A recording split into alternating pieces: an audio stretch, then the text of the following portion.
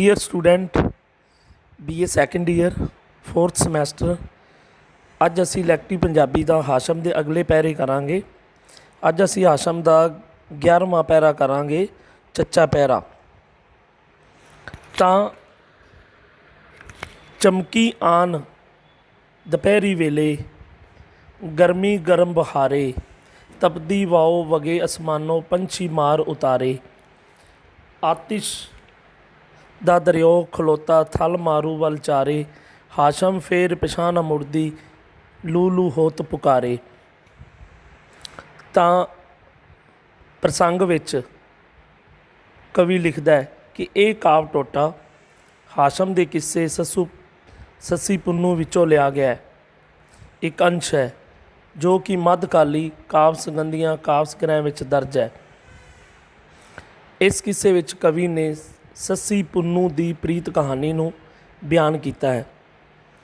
ਇਸ ਕਾਵੰਸ਼ ਵਿੱਚ ਕਵੀ ਨੇ ਪੁੰਨੂ ਦੇ ਭਰਾਵਾਂ ਦੁਆਰਾ ਉਸ ਨੂੰ ਸ਼ਰਾਬ ਨਾਲ ਬੇਹੋਸ਼ ਕਰਕੇ ਸੁੱਤੀ ਪਈ ਸੱਸੀ ਨਾਲੋਂ ਵਿਛੋੜ ਕੇ ਆਪਣੇ ਨਾਲ ਲੈ ਜਾਣ ਮਗਰੋਂ ਬਿਰਹੋ ਮਾਰੀ ਸੱਸੀ ਦੁਆਰਾ ਆਪਣੇ ਪ੍ਰੇਮੀ ਦਾ ਪਿੱਛਾ ਕਰਦਿਆਂ ਮਾਰੂਥਲ ਵਿੱਚ ਜਾਣ ਦੇਣ, ਫਿਰ ਉੱਥੇ ਹੀ ਪੁੰਨੂ ਦੇ ਵੀ ਆ ਕੇ ਮਰ ਜਾਣ ਤੇ ਅੰਤ ਦੋਵਾਂ ਦੇ ਇੱਕੋ ਕਬਰ ਵਿੱਚ ਪੈ ਜਾਣ ਨਾਲ ਸੰਬੰਧਿਤ ਘਟਨਾਵਾਂ ਦਾ ਵਰਣਨ ਕੀਤਾ ਹੈ, ਜੋ ਕਿ ਬੜਾ ਦੁੱਖ ਦਰਦ ਭਰਪੂਰ ਹੈ। ਤਾਂ ਵਿਆਖਿਆ ਵਿੱਚ ਕਵੀ ਕੀ ਲਿਖਦਾ ਹੈ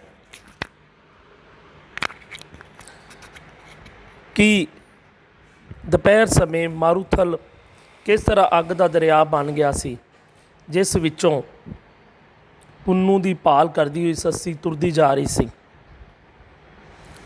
ਤਾਂ ਵਿਆਖਿਆ ਵਿੱਚ ਆਪਾਂ ਲਿਖਾਂਗੇ ਕਿ ਦੁਪਹਿਰ ਹੋਈ ਤਾਂ ਗਰਮੀ ਦੀ ਰੁੱਤ ਹੋਣ ਕਰਕੇ ਮਾਰੂਥਲ ਵਿੱਚ ਗਰਮੀ ਹੋਰ ਚਮਕ ਪਈ। ਅਸਮਾਨ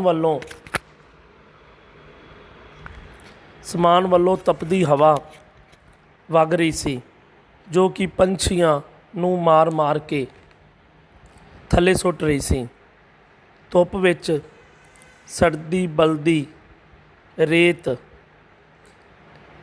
ਇਸ ਤਰ੍ਹਾਂ ਪ੍ਰਤੀਤ ਹੁੰਦੀ ਸੀ ਜਿਵੇਂ ਸਾਰੇ ਮਾਰੂਥਲ ਵਿੱਚ ਅੱਗ ਦਾ ਦਰਿਆ ਖਲੋਤਾ ਹੋਵੇ।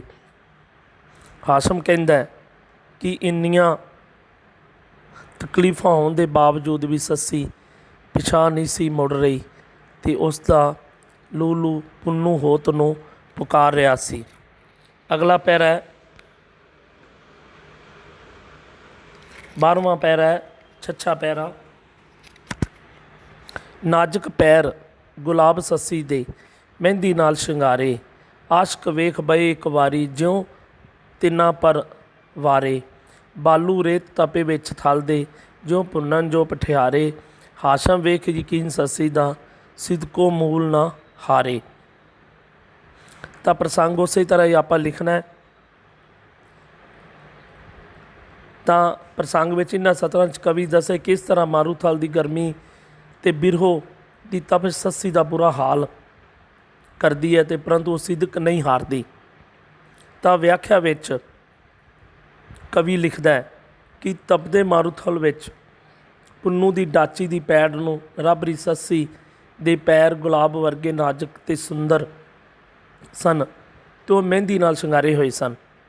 ਜੇਕਰ ਕੋਈ ਆਸ਼ਕ ਉਹਨਾਂ ਨੂੰ ਦੇਖ ਲੈਂਦਾ ਸੀ ਤਾਂ ਉੱਥੇ ਹੀ ਬਹਿ ਜਾਂਦਾ ਸੀ ਅਤੇ ਉਹਨਾਂ ਤੋਂ ਆਪਣੀ ਜਾਨ ਕੁਰਬਾਨ ਕਰਨ ਲਈ ਤਿਆਰ ਹੋ ਜਾਂਦਾ ਸੀ। ਮਾਰੂਥਲ ਵਿੱਚ ਬਾਲੂ ਰੇਤ ਉਨੀ ਤਪ ਰਹੀ ਸੀ ਜਿੰਨੀ ਤਪਦੀ ਰੇਤ ਪਠਿਆਰੇ ਜੋ ਹੁੰਦੇ ਹਨ। ਪਰ ਹਾਸ਼ਮ ਆਖਦਾ ਹੈ ਕਿ ਸੱਸੀ ਦਾ ਯਕੀਨ ਦੇਖੋ, ਉਹ ਸਿਦਕ ਤੋਂ ਪਿੱਛੇ ਨਹੀਂ ਹਟੀ ਅਤੇ ਤਪਦੀ ਰੇਤ ਉੱਪਰ ਹੀ ਤੁਰਦੀ ਗਈ। ਇਹ ਸੀ 12ਵਾਂ ਪੈਰਾ। ਅੱਗੇ 13ਵਾਂ ਪੈਰਾ ਕਰਾਂਗੇ ਆਪਾਂ, ਜੱਜਾ ਪੈਰਾ। ਦਿਲ ਵਿੱਚ ਤਪਤ ਥਲਾਂ ਦੀ ਗਰਮੀ ਆਨ ਫਿਰਾਕ ਰਜਾਨੀ। ਇਹਦੇ ਵਿੱਚ ਜਿਹੜੇ ਅਰਥ ਨੇ, ਕਿਚਰਕ ਨੈਣ ਦੇਨ ਦਿਲ ਬਰੀਆਂ, ਚੋਣ ਲਬਾਂ ਵਿੱਚ ਪਾਣੀ, ਫਿਰ ਡਾਢ ਕਰੇ ਹੱਠ ਦਿਲ ਦਾ ਪਰ ਜਦ ਬਹੁਤ ਵਿਹਾਨੀ। ਹਾਸ਼ਮ ਯਾਦ ਪੰਭੋਰ ਪਿਆਸੂ ਟੁੱਟ ਗਿਆ ਮਾਨ, ਨਿਮਾਣੀ। ਤਾਂ ਇਹਦੇ ਵਿੱਚ ਜਿਹੜੇ ਸ਼ਬਦ ਅਰਥ ਨੇ, ਔਖੇ ਸ਼ਬਦਾਂ ਦੇ ਅਰਥ ਫਿਰਾਕ ਕੀ ਏ, ਵਿਛੋੜਾ ਹੈ। ਰੰਜਾਨੀ ਕੀ ਏ, ਰੰਜ ਨਾਲ ਭਰੀ ਹੋਈ। ਦਿਲ ਭਰੀਆਂ, ਹੌਸਲਾ ਦੇਣਾ। ਲਬਾਂ, ਬੁੱਲਾਂ, ਡਾਢ, ਬੇਕਰਾਰੀ, ਬਹੁਤ ਬਿਹਾਨੀ, ਅੱਤ ਹੋ ਗਈ। ਭੰਬੋਰ, ਸੱਸੀ ਦਾ ਪੇਕਾ ਸ਼ਹਿਰ। ਤਾਂ ਵਿਆਖਿਆ ਵਿੱਚ ਆਪਾਂ ਲਿਖਾਂਗੇ, ਤਾਂ ਹਾਸ਼ਮ ਲਿਖਦਾ ਹੈ ਕਿ ਸੱਸੀ ਦੇ ਦਿਲ ਵਿੱਚ ਵਿਛੋੜੇ ਦੀ ਤਪਸ਼ ਸੀ ਅਤੇ ਬਾਹਰ ਮਾਰੂਥਲ ਦੀ ਗਰਮੀ ਸੀ। ਇਹਨਾਂ ਚੀਜ਼ਾਂ ਨੇ ਸੱਸੀ ਦੇ ਦਿਲ ਨੂੰ ਬਹੁਤ ਹੀ ਦੁਖੀ ਕਰ ਦਿੱਤਾ।